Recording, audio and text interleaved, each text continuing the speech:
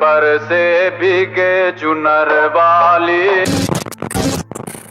एक ऐसा दिन जब नंदगांव के हर पुरुष की बरसाने में बदनामी होती, लेकिन ये कोई प्रतियोगिता या सजा नहीं है, एक प्रथा है जो श्री कृष्ण के समय से चली आ रही, जो हिस्सा है रंगों के उत्सव का। कहते हैं कि अपनी युवा अवस्था में श्री कृष्ण अक्सर राधा रानी से मिलने बरसाने जाते थे। इसी तरह एक बार होली से कुछ दिन पहले श्री कृष्ण अपने दोस्तों के साथ बरसाने पहुंचे। अब श्री कृष्ण तो नटखट थे ही, वो अपने दोस्तों के साथ मिलकर राधा जी और उनकी सखियों को तंग करने लगे और फिर राधा जी ने अपनी सखियों के साथ मिलकर श्री कृष्ण और नंदगांव के सभी लड़कों को लाठियों से डराकर वापस भेज दिया। बरसाने और नंदगांव में लठमार होली की यह प्रथा तभी से चली आ रही, पर लठमार होली के अलावा पूरे भारतवर्ष में इस रंगों के त्योहार के कई रंग और इनसे जुड़ी है कई कहानियां, कई अनसुनी कहानियां।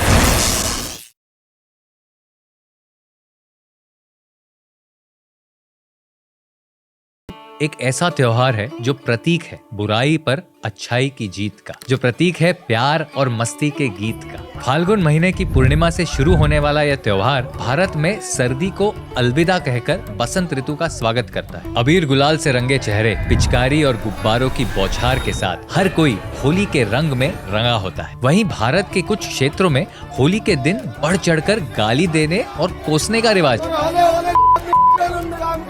पर गाली देना तो हमारे संस्कारों के खिलाफ है, तो फिर ये अतरंगी प्रथा कैसे? दरअसल ये प्रथा जुड़ी है शिव जी के दिए एक वरदान और एक श्राप से। एक समय की बात, पृथु राज्य में एक राक्षसी रहती थी जिसका नाम था धुंधी। ये भयानक राक्षसी छोटे बच्चों को परेशान करती थी। पूरे राज्य में उसका डर फैला हुआ। दरअसल धुंधी को भगवान शिव से एक वरदान प्राप्त था कि कोई भी देवता, मनुष्य या शस्त्र उसे नहीं मार सकता और ना ही गर्मी, ठंड या बारिश से उसे कोई नुकसान पहुंचेगा। इस वरदान के कारण धुंधी को लगने लगा था कि कोई भी उसका कुछ नहीं बिगाड़ सकता। उसका अहंकार बढ़ता चला गया और उसने धरती पर हाहाकार मचा दिया। लेकिन इस सब के बीच उसकी एक कमजोरी भी थी। उसके इस वरदान के साथ शिव जी ने उसे एक श्राप भी दिया था कि उसे छोटे बच्चों से बहुत खतरा होगा और इसीलिए वो हमेशा उन्हें परेशान करती रहती। एक बार धुंधी से तंग आकर पृथु राज्य के राजा ने अपने राजगुरु से इस समस्या का समाधान जानना चाहा। तब उनके राजगुरु ने कहा कि फाल्गुन की पूर्णिमा के दिन जब सर्दी का मौसम खत्म होता है और गर्मी की शुरुआत होती है, तब सभी लड़के अपने घर से बाहर जाएं और लकड़ी और घास का एक ढेर बनाकर मंत्र उच्चारण करते हुए उस पर आग लगा। जब आग पूरी तरह भभक उठे तो उसके बाद ताली बजाते हुए अग्नि के चारों ओर 3 बार घूमें, हंसें, गाएं, शोर मचाएं और गालियां देते हुए राक्षसी के मर जाने की प्रार्थना करें। अगली बार जब फाल्गुन मास की पूर्णिमा आई तो लड़कों ने ऐसा ही किया। जैसे ही लड़कों ने अग्नि के आसपास घूमकर गालियां देना शुरू की, राक्षसी धुंधी वहां से भाग गई और फिर कभी नहीं लौटी। कहते हैं कि होली के दिन पृथु राज्य के लड़कों ने साथ मिलकर धुंधी को अपने जोश से डरा के उसे भगा दिया। इसी वजह से आज भी होली पर कई लोग अपनी मस्ती में गालियां देते हुए इस त्योहार को मनाते हैं। होली पर अक्सर कई लोग भांग के नशे में मग्न होते हैं, लेकिन होली के रंगों का भांग से क्या संबंध है? शिव पुराण के अनुसार हवन कुंड में कूदकर अपने प्राण त्याग देने के बाद देवी सती ने कई वर्षों बाद पार्वती जी के रूप में इस संसार में पुनर्जन्म लिया और शिव जी को पाने के लिए घोर तपस्या शुरू की। लेकिन शिव जी देवी सती से बिछड़ने के कारण इतने दुखी थे कि वो एक गहरे ध्यान में लीन हो गए। दुनिया का संतुलन बिगड़ने लगा, असुरों के अत्याचार बढ़ते जा रहे थे, सभी देवता बहुत परेशान थे और तब प्यार और काम के देवता कामदेव आगे आए और उन्होंने शिव जी को तपस्या से जगाने की जिम्मेदारी ली। कामदेव जानते थे कि उनकी इस कोशिश से उनकी जान भी जा सकती, लेकिन फिर भी इस संसार के कल्याण के लिए वो शिव जी की तपस्या भंग करने चल दी। कामदेव किसी तरह शिव जी तक पहुंचे और उन्होंने शिव जी पर अपना एक तीर चला दिया और जैसे ये तीर शिव जी को लगा, उनकी तपस्या टूट गई। लेकिन आंखें खुलते ही उनका क्रोध 7वें आसमान पर पहुंच गया। चारों ओर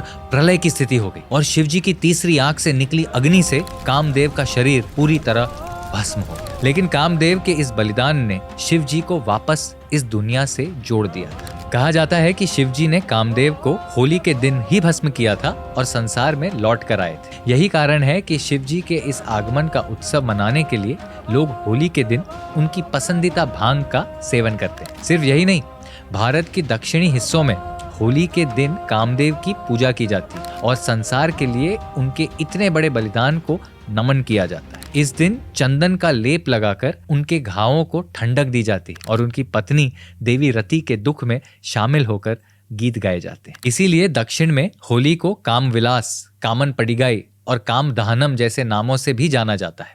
एक 13 साल की मूक बधिर बच्ची का जब मेडिकल हुआ तो पता चला कि इसको तो 6 महीने की प्रेगनेंसी है।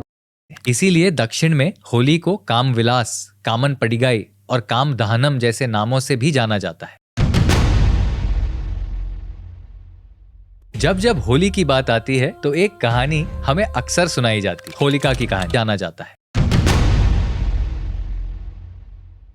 जब जब होली की बात आती है तो एक कहानी हमें अक्सर सुनाई जाती है, होलिका की कहानी, जहाँ एक दैत्य राजा हिरण्यकश्यप अपनी बहन होलिका के साथ मिलकर अपने ही बेटे प्रहलाद को मारने का षड्यंत्र रचता है, क्योंकि प्रहलाद उनके सबसे बड़े दुश्मन विष्णु जी का परम भक्त था। होलिका को ये वरदान मिला हुआ था कि आग उसे कभी नहीं जला पाएगी और इसीलिए हिरण्यकश्यप के कहने पर वो नन्हे प्रहलाद को लेकर आग की चिता पर बैठ गई। पर इस दौरान प्रहलाद आंख बंद कर सिर्फ अपने प्रभु का नाम ले रहा था। देखते ही देखते होलिका का वरदान उल्टा पड़े। उस विशाल अग्नि ने होलिका को जलाकर खाक कर दी और प्रहलाद के शरीर पर एक आंच तक नहीं आई। और तब से होली से एक दिन पहले लकड़ियों को इकट्ठा करके होली जलाई जाती है, जिसे होलिका दहन कहते हैं, जिसके बाद एक दूसरे को गुलाल लगाकर होली के त्योहार की शुरुआत होती है। यशोदा मैया से बोले नंद लाला, राधा क्यों गोरी मैं क्यों काला। इन पंक्तियों का जन्म ही हुआ था प्रेम के त्योहार होली से।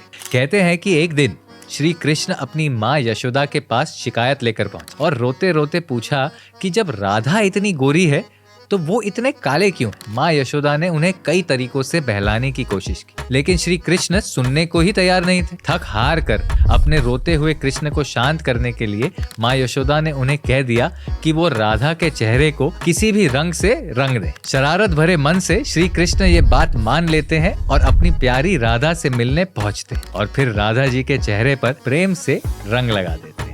उनकी ये प्रेम भरी शरारत आज भी कई चित्रों और कहानियों में दिखाई जाती है। यही कारण है कि राधा कृष्ण की नगरी वृंदावन, मथुरा और बरसाने में होली इतनी धूमधाम से मनाई जाती है, जिसका हिस्सा बनने के लिए सिर्फ देश से नहीं दुनिया भर से लोग आते हैं।